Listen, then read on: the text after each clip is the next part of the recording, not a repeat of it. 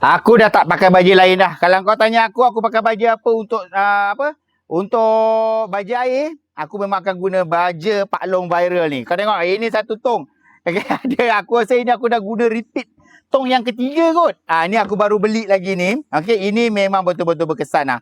Untuk pokok bunga, untuk pokok buah apa semua, baju Pak Long viral ni baju organik. Memang betul-betul berkesan. Bila aku pakai dekat pokok cili ke, pokok buah-buah aku macam ni kan, serangga tak nak tau. Itu kelebihan dia. Itu kelebihan dia. Tapi kelebihan untuk kita pula, bau dia, bau longkang siapa.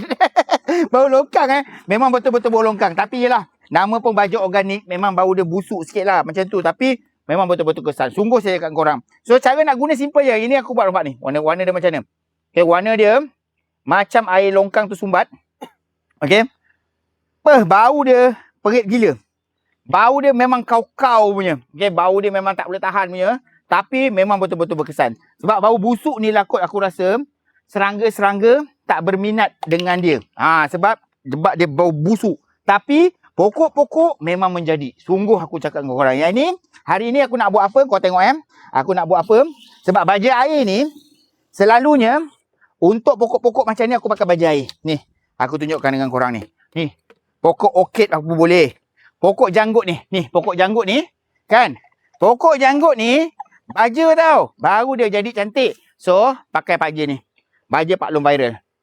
Okay, nampak ni. Ini, kalau dah jadi nanti, hijau. Kalau hijau tu, maksudnya cantik lah tu. So, ni sembuh nampak ni. Okay. Sembuhkan dia. Macam ni. Okay, nampak Simple saja, sembuhkan dia semua macam ni. Okay, yang ni semua saya pakai baju Pak Long viral. Ambil long baju tu long. Nak tunjukkan dengan korang.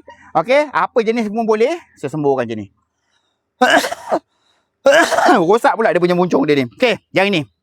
Kalau korang nak cari, korang cari baju ni. Baju Pak Long viral. Memang organik punya. Macam-macam. Pokok-pokok buahan semua boleh. Pokok durian ke nak sembuh semua boleh. So yang ni saya recommend Kalau nak pergi beli, kau tengok kat dalam beg kuning saya. Saya ada letakkan kat dalam beg kuning. Confirm korang puas hati punya. Cuba dah try lah. Baju ni tak adalah sembuh hari ni besok terus jadi. Korang sembuh, korang tengok dalam tempoh 1 bulan. Hasil dia macam ni. Cuba try dulu. Okay? Pergi try sekarang.